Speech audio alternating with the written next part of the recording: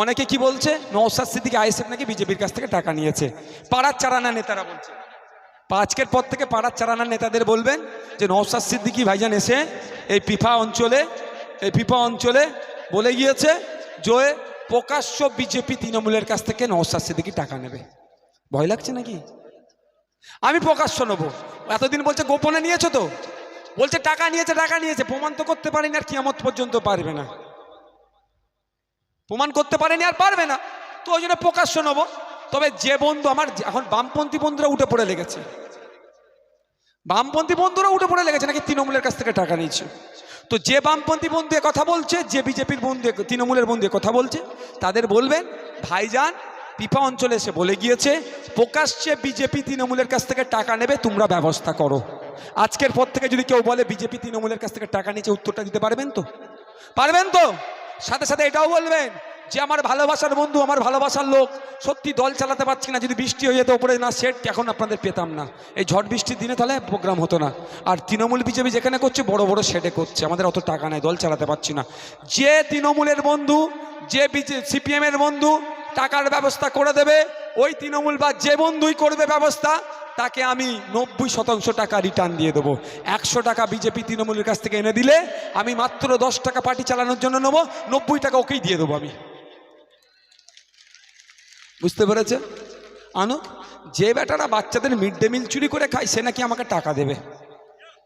হ্যাঁ, যারা বড় বড় ওষুধ কোম্পানির কাছ থেকে ইলেকট্রল বন্ড নিয়েছে আর জীবনদায়ী ওষুধের দাম রকেটের গতিতে বাড়াচ্ছে, সে বেটারা নাকি আমাকে টাকা দেবে। ভাবতে পেরেছেন?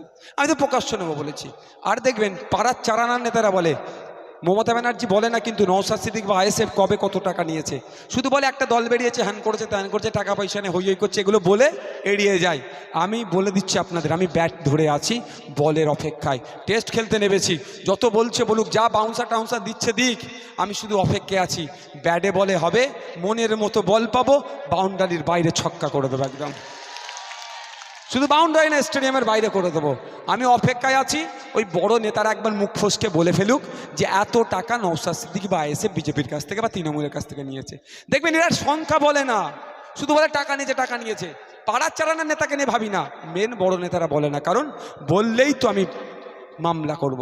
এক বেটা বলেছিল স্টেজে উঠে যে নাকি নওশাদ সিদ্দিকীরা নাকি টাকা নিয়েছে, একটা সংখ্যা বলেছিল, তাকে উকিলের এমন চিঠি দিয়েছি, তারপর থেকে তাকে আর পার্টির স্টেজে দেখতে পাই না।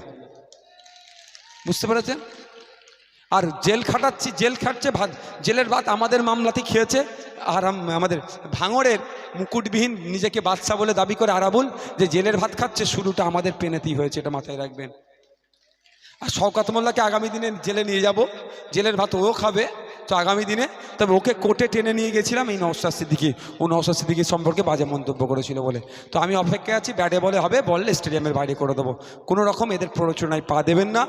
রাতের অন্ধকারে 200 টাকা 500 টাকা বিরিয়ানির প্যাকেট যদি দিতে আসে তৃণমূলের বন্ধু বা যে কেউ, ছাড়বেন না, সেটাও নিয়ে নেবেন।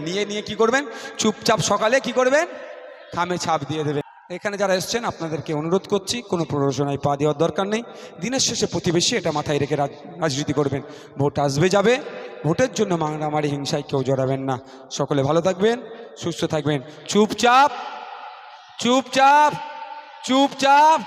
Indian secular front